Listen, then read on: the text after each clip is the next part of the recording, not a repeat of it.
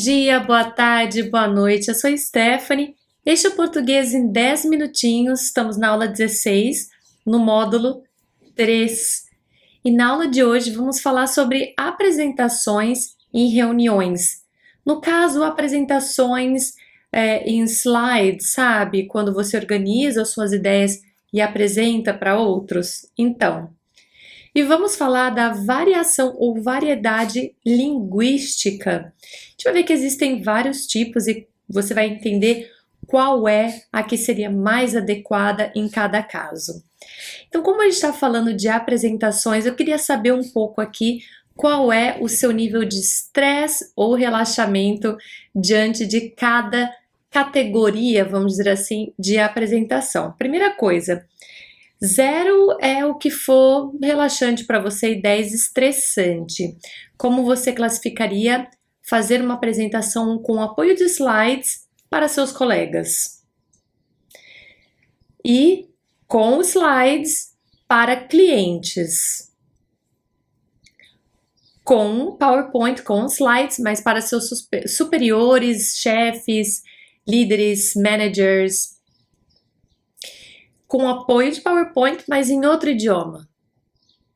E agora, sem slides, sem PowerPoint, em outro idioma. Eu acho que esse número aí foi subindo à medida que você foi escutando e fazendo essa reflexão, né? Porque é mais estressante quando a gente está falando outro idioma. Já passei por isso e te digo que sem apoio seria muito mais estressante. Bom, a ideia é que eu te apresente algumas sugestões de como poder fazer uma apresentação legal e você vai ver algumas dicas, tá? Que o Hans vai dar para o Léo. Então essas dicas vão ser de slides de PowerPoint. A gente está usando realmente um estrangeirismo, slides. A gente não diz nossa, nem sei como seria em português, mas tem essa diferença que eu coloco, a apresentação em público e a apresentação em PPT, de PPT, isso é PowerPoint, ok? Se você usa outros, às vezes tem Prezi, tem outro tipo de software, ou não sei, às vezes até um formato mais verbal, tranquilo também, mas a ideia aqui é que você tenha apoio de algum material, tá? Então, como seriam essas relações? Reunião de trabalho, apresentação em público, tem uma expressão aí, mandar bala.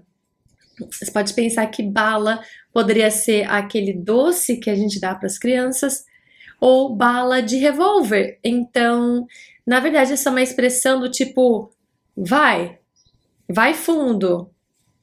Ou outra expressão ainda, manda ver, em inglês como que dissessem shoot, é a mesma ideia, ok?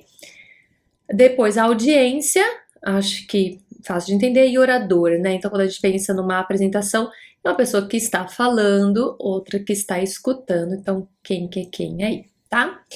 E aí vou mostrar as respostas, não sei se foi isso que você pensou.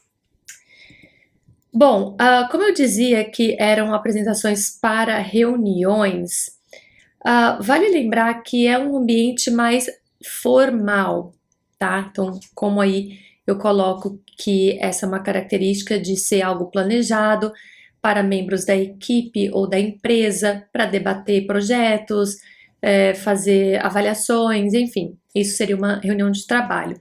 Depois tem outros tipos de reuniões, mas que a gente chama de outro nome, como, por exemplo, encontro, consulta, horário, compromisso e atendimento. Então aí temos a explicação para cada uma delas e eu quero que você coloque-as nesses exemplos. Então vamos olhar aí a primeira. O exemplo é: Léo agendou um encontro com uma garota para conhecê-la melhor e quem sabe não desenvolver um romance. Esse tipo de categoria de evento, vamos dizer, seria uma consulta, um horário, um compromisso, um atendimento, encontro, reunião de trabalho. Pode ser mais de um, tá? Pode ser que tenha. Você fala, mas pode ser pode chamar de encontro ou pode chamar de compromisso? Pode. Mas tem uns que não tem como ser, né, reunião de trabalho, né? Então, não.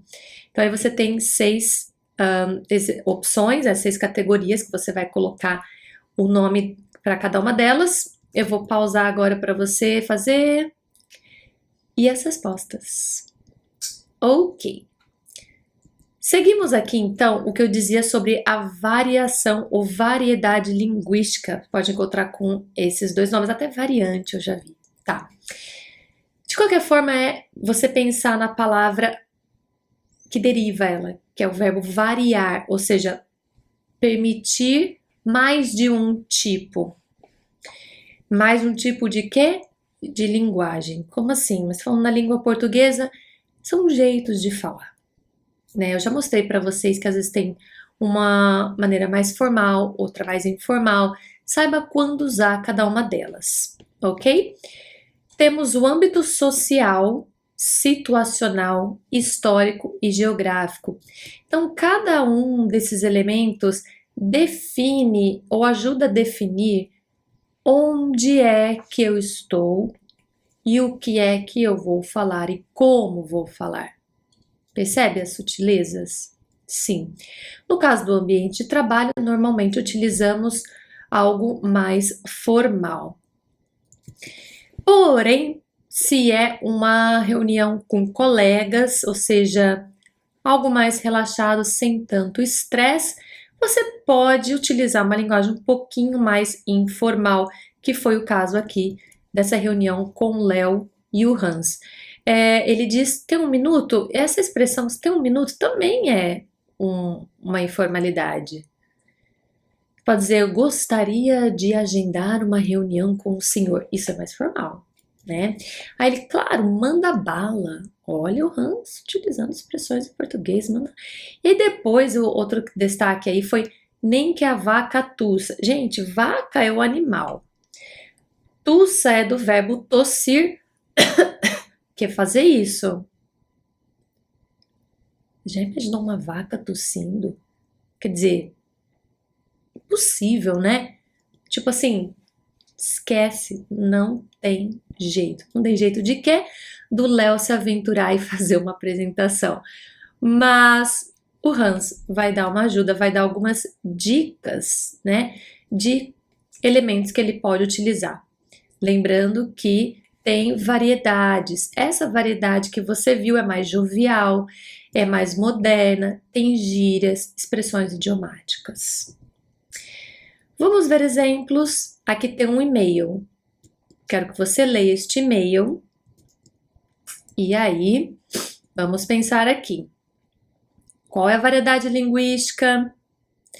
Depois, eu queria que você explicasse qual foi a razão da utilização dessa variedade linguística. E se tem uma expressão idiomática, ou seja, um elemento, uma frase da cultura que está aparecendo aqui, tá? Vamos lá, então, as respostas, vou fazer junto aqui com vocês.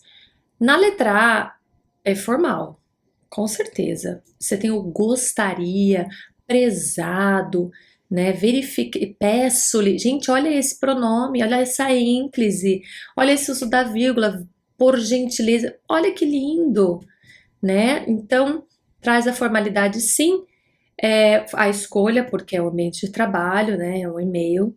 E depois não vemos expressões idiomáticas. Não, não tem, tá? É isso. Depois tem aqui uma outra imagem, e aí, não sei se você já viu esse tipo de linguagem, eu acredito que sim. Pelo menos no Brasil, o WhatsApp é muito utilizado. Tá difícil de ler, mas diz assim: o WhatsApp liberou reações para mensagens. Aí a pessoa diz: eu adorei, e você? Demorou. Não consegui pelo celular, só no web. Tentou aí? Também não consegui, estou esperando a atualização no app. Só tem 6 reações liberadas ainda. Vai ter mais? Tomara. E eles estão descobrindo os emojis, que é outro tipo de linguagem, né? Eu queria que você respondesse as perguntas A e B, tá? E C e D. tá bom? Aí eu não coloquei as respostas porque são mais pessoais, né? E, F, G. E aqui também fica de desafio para vocês colocar que tipo de variedade linguística é essa. É mais culta ou mais coloquial? Indique com o número 1, tá? E agora eu vou te dar as respostas. É isso aí. Bom, na próxima aula seguimos com apresentações, dicas, coisas assim. Vocês vão gostar, tá bom? Até mais, a gente se vê na parte 2.